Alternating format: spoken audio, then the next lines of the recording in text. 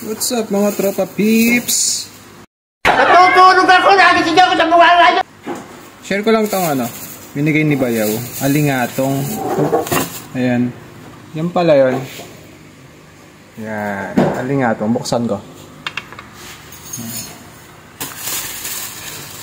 Binili ni Bayaw kasi si Mrs. dapat makainom ng ganito. Ano siya, sa kidney. Ayan.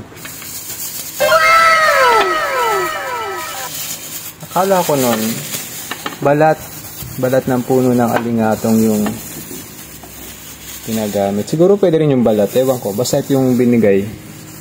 5 piraso daw nito, 5 piraso. So, 1, 2, 3, 4, 5. So, etong 5 piraso na to, talagyan ng 3 baso na tubig. Tapos, pakukuluin 5 minutes. 5 minutes siyang kukulo. Tapos, syempre sasalain natin yung tubig sa malinis na tela. Siguro mga 3 patong para yung mga hibla, ito. Yung maliliit na hibla niyan. Kasi, delikado rin yan sa kidney. Kaya dapat, pag iinom kayo ng herbal, dapat masalaan nyo ng maayos yan. Kasi, inom tayo ng herbal, tapos hindi naman sinasala.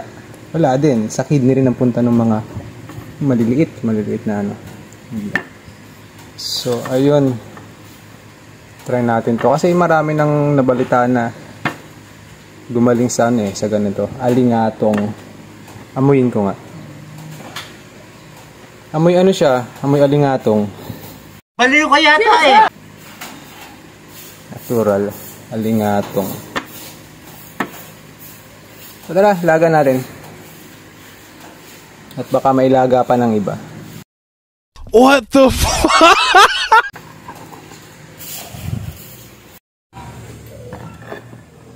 5 piraso hugasan. Guys, kuha tayo siguro ng 1, 2, 3, 4, 5, 6, 7, 8.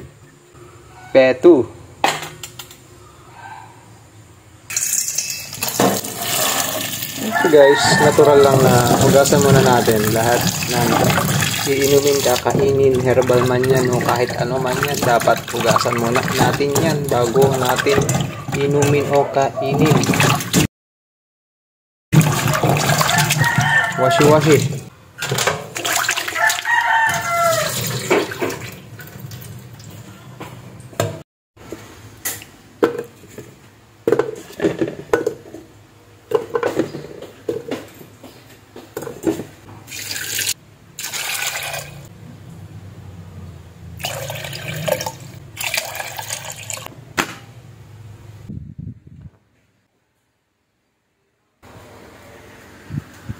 Yun guys, so habang nagpapakulo tayo ng alingatong, yan, kumuha tayo ng syempre gunting, ingat-ingat sa paggamit ng gunting, tapos tela na puti.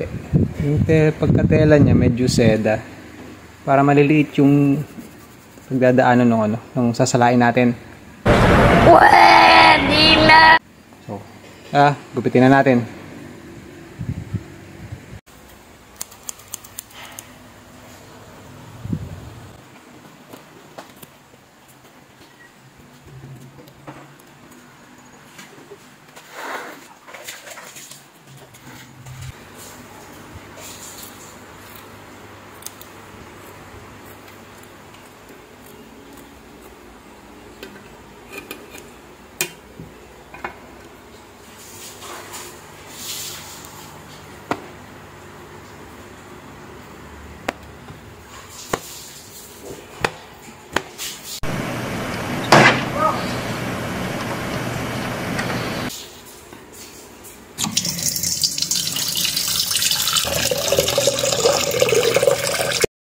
No need na ng sabon, dapat lang natural para hindi siya maglasa ng sabon. Gunggong! Barinig kita sa mukha! Ano to, banlaw-banlaw lang.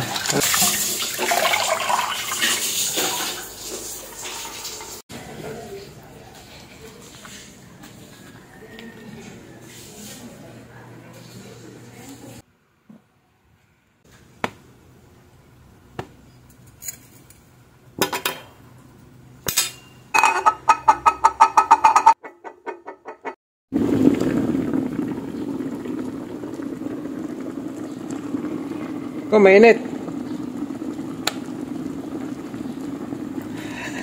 Hindi ko mabuksan, mainit.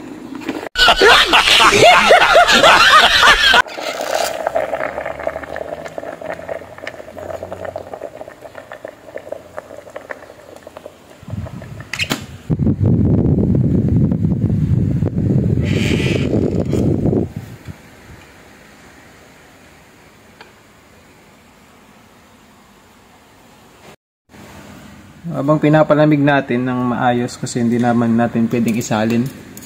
Baka mabasag yung pagsasalina natin baso. Mag-abono pa tayo, magalit pa yung ating painumin si Madam. Baka iba to sa atin to.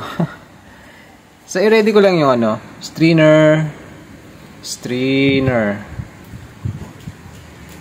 At saka yung ginupit ko kanina. Ito. Yan. Ang gagawin nating salaan. Syempre, mainit. Baka hindi natin kayaning hawakan. Meron tayo ng tong. Paano ba to? Yun. Oh, di ba? Astig. Oh, ayun. Tong, strainer, tsaka yung tela. Natin yung tela dyan sa loob. Ito lang. Wait lang ah. Tapos, we push inside from the outside. Like this. And then we put the other one into another one. And something like this.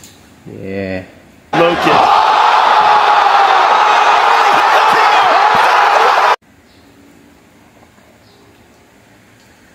Watch carefully. May lalabas diyang rabbit. O yan. Okay na. Yan. Yun. Tapos strainer. Look. O, diba? Ganon. Pag magkagamit kayo ng herbal ang inumin nyo. Kailangan kasi masala natin ng maayos kasi delikado rin yung mga mga hibla-hibla maliliit. Kaya dapat din mag-ingat.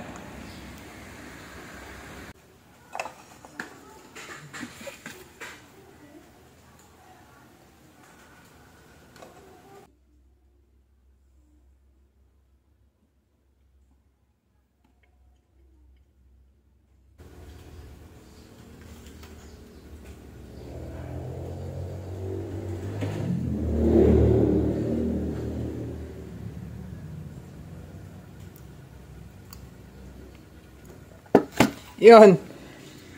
Huwag nating isagad kasi yung dito dapat hindi siya lumapat.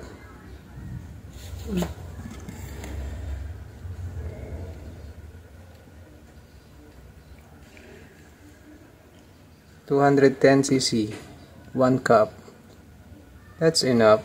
Yun. That's good.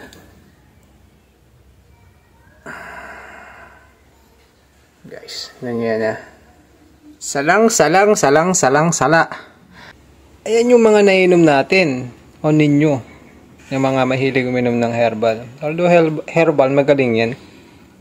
Maganda. Kaya lang, ito po yung pumapasok sa ating kidney. Yan. Yan yung sinasala ng kidney. So, habang dumadami, nagkaka-apektuhan talaga yung kidney. Yan, sobrang liit niyan. Ito, maliliit. Kita nyo ba? Ayan. Yung pa, masyadong maliliit. So, ingat-ingat lang sa pag-inom ng herbal. Para healthy living. Diba? News product, mga Trova Pips. Salamat pala kay Bayaw. Joseph. Salamat. Bigay ko na kay Madam. Madam. Magpa-thank you ka naman. Di ka magpapasalamat. Thank you. Yeah. Wow! Beautiful! Sana all.